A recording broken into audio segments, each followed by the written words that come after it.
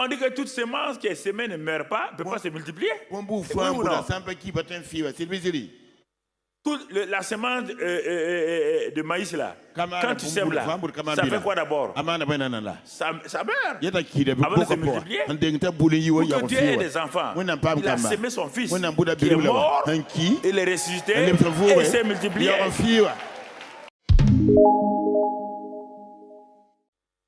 Donc nous allons aller au niveau 3 aujourd'hui. Donc la foi demande une action, toujours une action. Niveau 3. Ce niveau 3 là, son titre c'est la loi de s'aimer et de récolter. Écoutez très bien. Écoutez très bien. Je vais aborder cela. Dieu voulant, dans 2 semaines, je vais l'aborder avec les hommes d'affaires en plus large. Mais aujourd'hui, je vais l'introduire que tu comprennes. Ce qui fait souffrir les chrétiens sur le plan matériel, physique, financier, je vais te le montrer ce matin. Je l'ai déjà donné, la loi de s'aimer et de récolter. Mais il vaut mieux tout le temps répéter. La loi de s'aimer et de récolter, mon frère, c'est cette loi très importante. C'est la loi principale de fonctionnement des hommes sur la terre. C'est cette loi qui permet aux hommes de fonctionner entre eux et dans leur vie personnelle et dans leur relation avec Dieu.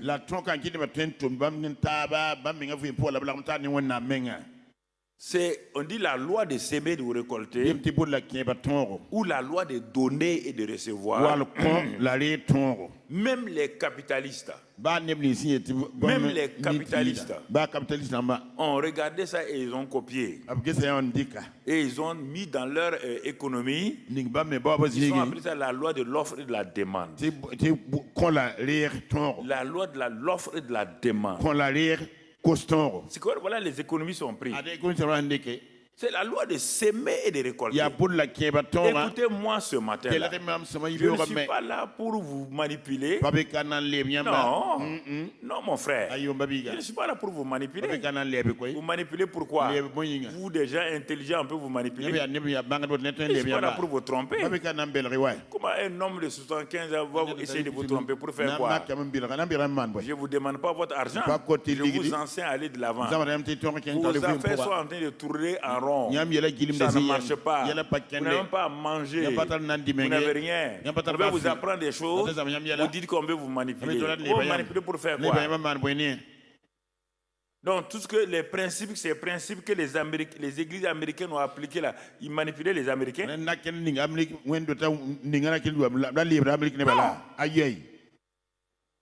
Pourquoi sont devenus la plus grande puissance? Tu ne cherches même pas à savoir.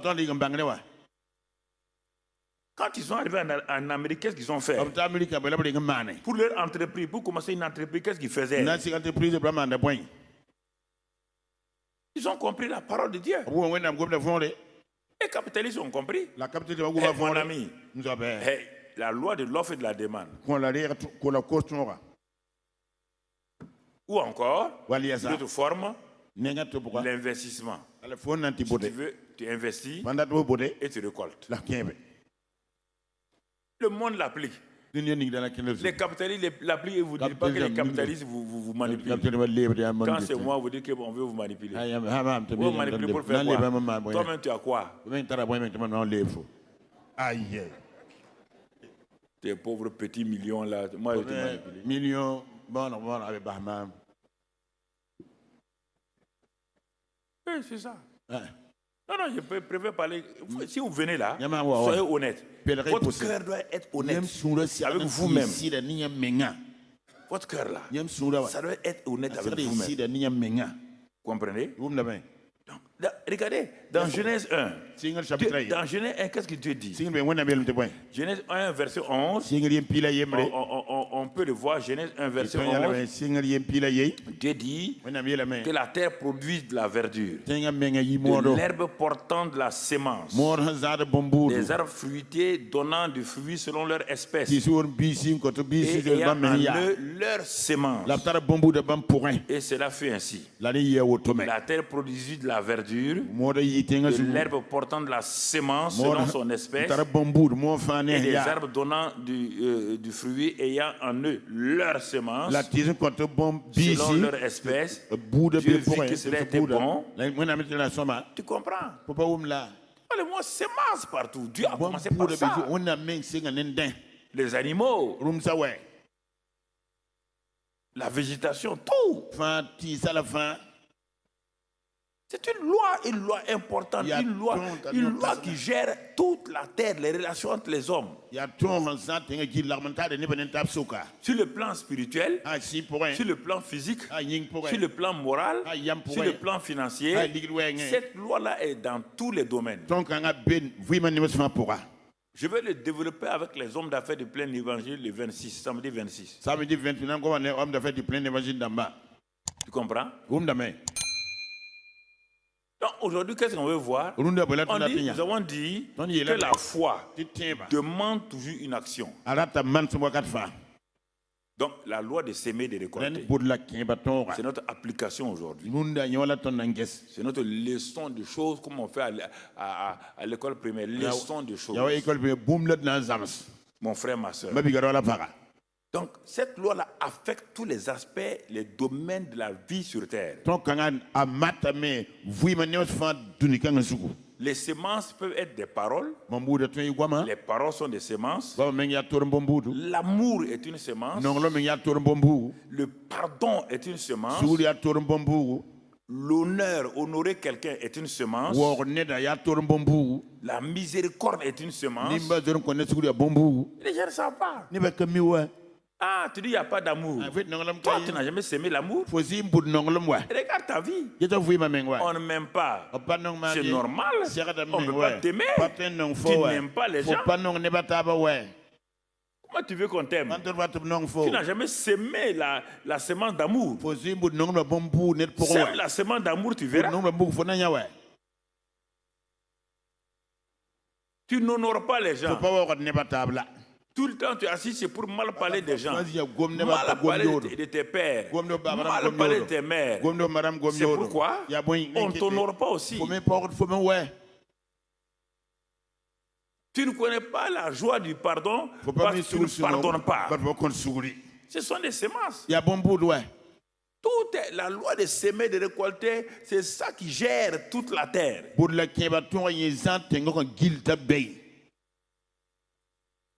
C'est pourquoi les gens disent, bon, on va aller s'asseoir à la table de paix. Qu'est-ce qu'ils sont en train de faire? Ils sont en train d'appliquer la loi de semer et de récolter.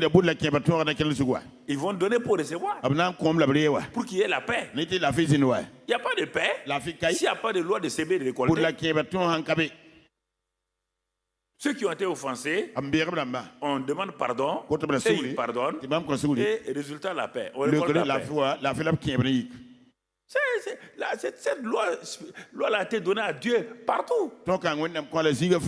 Des églises, les gens c'est dans l'église. Le diacre n'aime pas le pasteur n'aime pas le diacre. Pourquoi voulez-vous que l'église avance? C'est des critiques tout le temps. Des jalousies.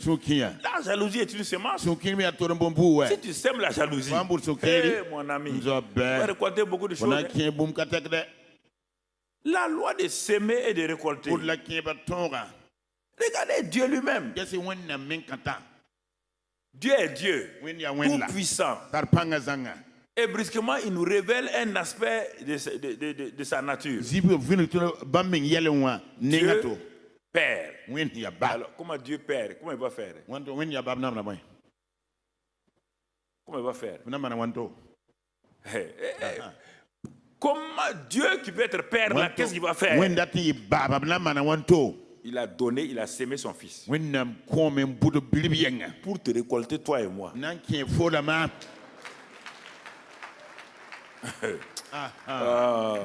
y a des choses que vous ne comprenez pas. Dieu a fabriqué des hommes. Dieu a tant aimé l'homme qu'il a fait quoi? Qu'il a sémé son fils. On appelle Jésus la semence d'Abraham. On l'appelle la semence de Dieu. On l'appelle semence. Alors déjà même avec ça là, tu dois savoir, tu dois baisser les bras pour ne plus, quand on parle de loi de semer et de récolter, toi tu vois tes petits centaines de francs que tu mets à la banque là. Moi j'ai brassé des milliards. Tu es assis comme ça là. Tu connais milliards?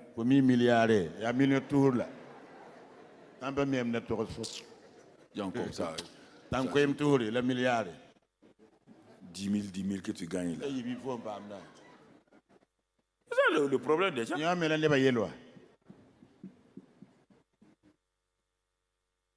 Dieu voulait des enfants. Lui-même a appliqué sa propre loi. Dieu obéit à ses propres lois. Il a donné. Il a semé. À la croix de Calvaire. On dit que toute semence qui est semée ne meurt pas, ne peut pas se multiplier. La semence de maïs là, quand tu sèmes là, ça fait quoi d'abord? Ça meurt. Avant de se multiplier. Pour que Dieu ait des enfants, il a semé son fils qui est mort, il est ressuscité et il s'est multiplié.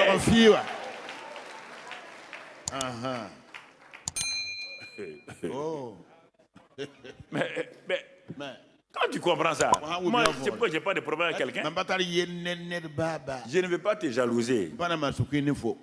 Mon papa a ce que tu n'as même pas.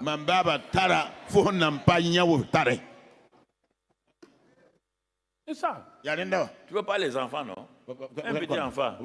Si tu veux parler, il dit, bon, je vais appeler à mon papa. Tu vas voir.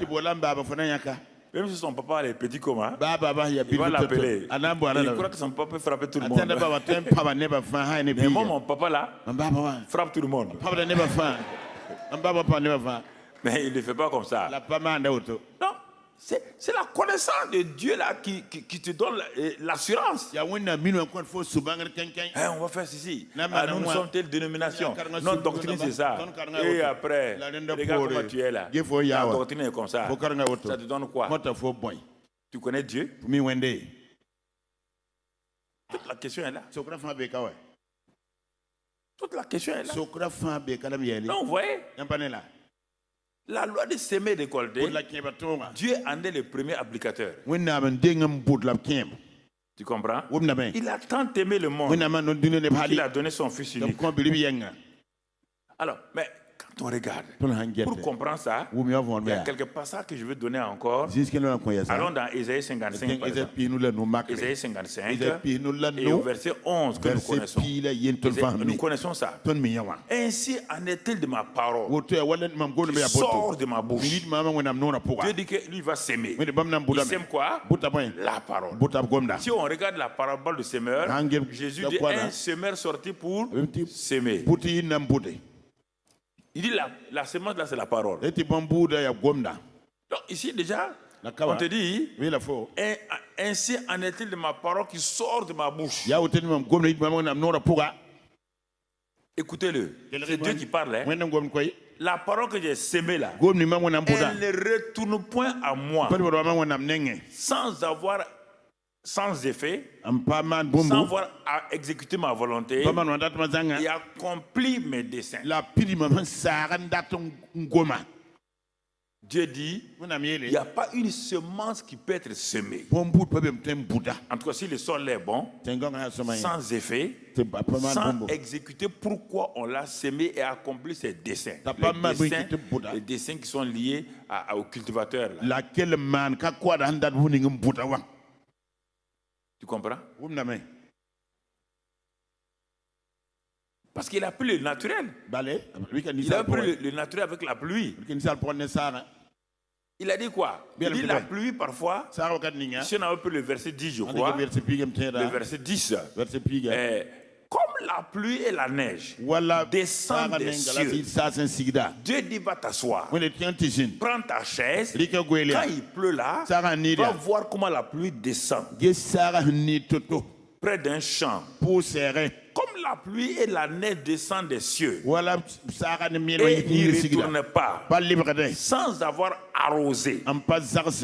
Si tu as déjà vu une pluie qui vient sans arroser, montre-moi dans quel village, montre-moi dans quel pays tu as vu la pluie qui est descendue. Elle n'a pas arrosé, elle n'a pas fécondé la terre et fait germer donc les plantes sans avoir donné la semence au semeur et du pain à celui qui mange. Si tu as déjà vu ça, alors Dieu dit, traite-moi de menteur.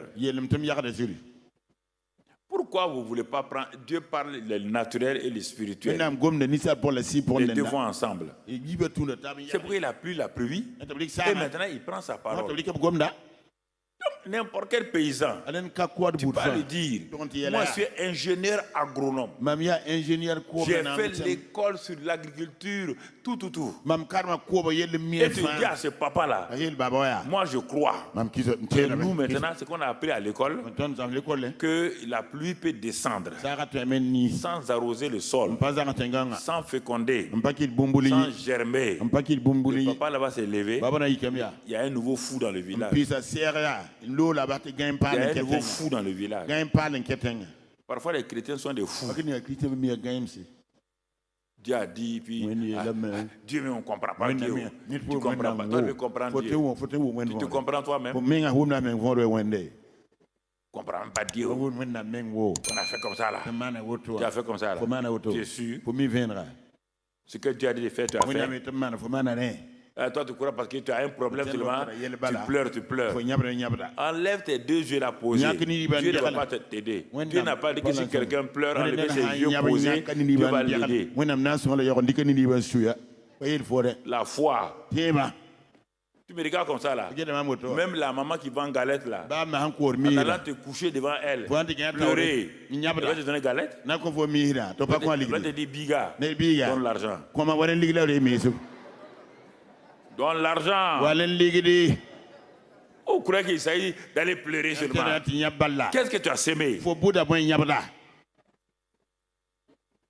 C'est ça. Ah, les gens ne m'aiment pas. Dieu dit, ma fille, toi tu as déjà aimé quelqu'un? Tu ne t'aimes pas toi-même. Tu n'aimes pas ton mari.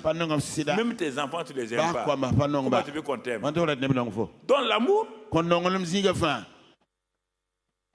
Donne l'amour. On ne t'aime pas. Toi, tu aimes quelqu'un? Voilà le problème. Tout le problème des chrétiens, c'est ça. Pas la doctrine. Laisse-moi avec doctrine là. Ça sert à quoi? Théologie. Ah, mon ami. Allez-y faire vos masters en théologie. Vous viendrez me trouver ici. Je vais vous démasteriser. Et fou comme ça là. Des diplômes au hasard. Ça sert à quoi? Une vieille femme qui est assise dans l'église là. Toi tu as master 3, master 3 en pneumologie. Tu vas lui faire quoi? Il va te dire, Biga, je suis venu là. Ce que tu as appris à l'école là. Laisse ça. Je suis venu, fais-moi ça. C'est fini. C'est fini. Les gens perdent le temps. Perdent le temps. Regarde. Je suis allé étudier. Chercher des diplômes partout. Dieu me regarde et rit. Et tes diplômes là seulement. Elle est. Je suis venu. Commerce international, gestion des entreprises, économétrie, économie financière. Je m'assois maintenant, j'attends. Ah oui. Il faut qu'on m'appelle. BCAO. Dieu a dit BCAO. Je vais te BCAO. Allez, laisse tout ça, viens et suis-moi. Laisse tes diplômes là. Suis-moi. Hey. J'ai étudié comme ça là. Suis-moi. Je ne sais pas où sont partis mes diplômes. Je ne sais pas où c'est parti. Voilà. Mais aujourd'hui là, j'ai pas de diplômé. Vous n'êtes pas diplômé, vous n'êtes pas devant moi, non? Il n'y a pas de diplôme dans le même temps. Ou bien? Il y a toutes sortes de diplômes. Diplôme n'a pas où ça va au Kakoye. Non, vous êtes assis ici là. Avec toutes sortes de diplômes là. Oui ou non? Alors, est-ce que moi j'ai peur de vous?